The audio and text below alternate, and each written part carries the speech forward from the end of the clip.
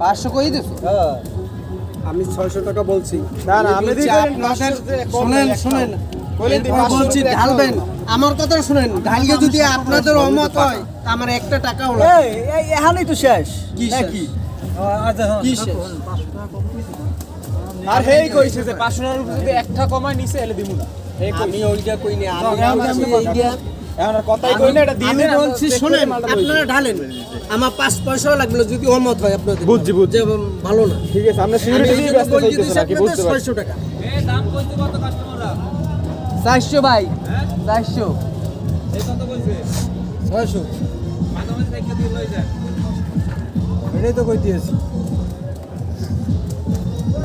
এখানে ডালেন আইসি ভাই আপনাদের এলাকায় আর কি প্যারা না খাই যাবো কোন না আপনারা বস্তা আনবেন 450 বস্তা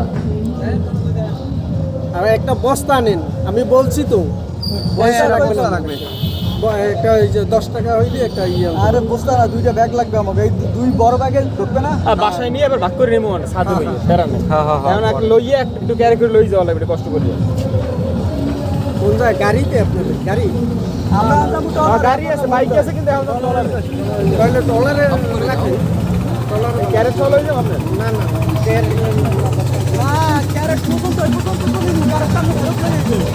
ঝাল বাগান ঠিক আছে ডলারে যাই